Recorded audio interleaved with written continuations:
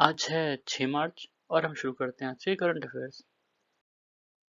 पहला है बतागुर बस का। ये फ्रेश वाटर टर्टल है जो नॉर्दर्न रिवर्स में पाई जाती हैं। वैसे तो ये साउथ ईस्ट एशिया और साउथ एशिया में भी और कंट्रीज में मिलती हैं, ठीक है। ये जो है IUCN की रेड लिस्ट में क्रिटिकली इंडेंजर्ड कैटेगरी में है, ठीक है। उसके बाद दो सॉफ्टवेयर हैं, सुवास और सुपेस। ये आर्टिफिशियल इंटेलिजेंस बेस्ड सॉफ्टवेयर हैं, ठीक है।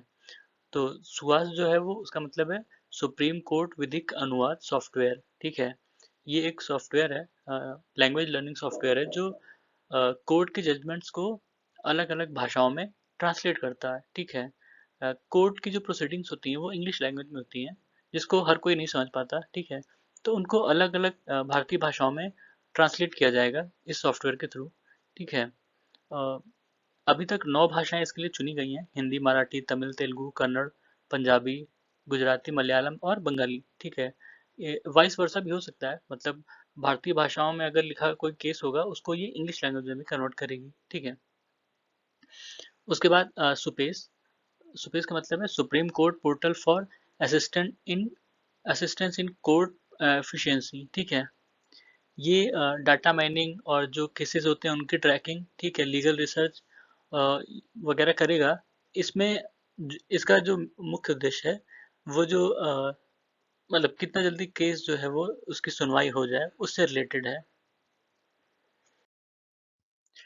उसके बाद ये न्यूज़ रशिया और यूक्रेन के ट्रेड वगैरह से रिलेटेड है, ठीक है। इसमें बताया गया था कि वर्ल्ड में जितना भी ऑयल क्रूड ऑयल प्रोड्यूस होता है उसका 12% रशिया प्रोड्यूस करता है, और जितना नेचुरल गैस प्रोड्यूस होता है वर्ल्ड में उसका 16% रशिया प्रोड्यूस करता है, ठीक है। रशिया जो है ओपेक का मेंबर नहीं है। ओपेक मतलब organisation of petroleum exporting countries, ठीक है। ये रशिया वगैरह वो कंट्रीज हैं जो ओपेक के बाहर हैं और इनको ओपेक प्लस कहा जाता है, ठीक है। और जो पैलेडियम होता है, एक पैलेडियम एक मेटल होता है जो गाड़ियों में यूज होता है उनके एग्जॉस्ट में, जो इमिशन कंट्रोल करते हैं, ठीक है। तो पैलेडियम जितना भी वर्ल्ड में प्रोड्यूस होता है उसका 50% रशिया में प्रोड्यूस होता है, ठीक है। यूक्रेन के बारे में था कि जितना भी वीट एक्सपोर्ट होता है ग्लोबली उसका 12% यूक्रेन एक्सपोर्ट करता है, और जो कॉर्न होता है, मक्का जिसको कहते हैं, उसका 13% यूक्रेन एक्सपोर्ट करता है। ये न्यूज़ इसलिए इम्पोर्टेंट है क्योंकि अभी आप सुनेंगे कि इस चीज़ के दाम बढ़ गए, जिन जिन चीज़ों से ये जुड़े हैं, ठीक है। इनका जो ये प्रोड्यूस करते हैं रशिया और यूक्रेन, उनके दाम बढ़ेंगे क्योंकि सप्लाई शॉर्टेज होगी, ठीक है। तो उनके दाम बढ़ेंगे। उसके बाद नेशनल सेफ्टी डे 4 मार्च को था, ठीक है। इसकी थीम थी nurture young minds, develop a safety culture, ठीक है। उसके बाद नेशनल सिक्योरिटी डे, ये भी 4 मार्च को ही था।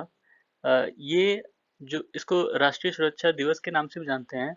जो हमारी सिक्योरिटी फोर्सेस हैं, वो चाहे पुलिस हो, चाहे पैरामिलिट्री फोर्सेस हो या मिलिट्री फोर्सेस हैं, ये उनको सम्मान देने के लिए मनाया जाता है, ठीक है। जो नेशनल सेफ्टी डे था, ठीक है, उसके पहले वाला वो नॉर्मली एक लोगों को अवेयर करने के लिए, सेफ्टी के लिए, ठीक है, वो उसके लिए मनाया जाता है। और ये दूसरा वाला उससे जुड़े मतलब जो भी सैन्य बल से जुड़े लोग हैं उनको सम्मान देने के लिए। उसके बाद सागर परिक्रमा इनिशिएटिव, ये गुजरात से शुरू हुआ।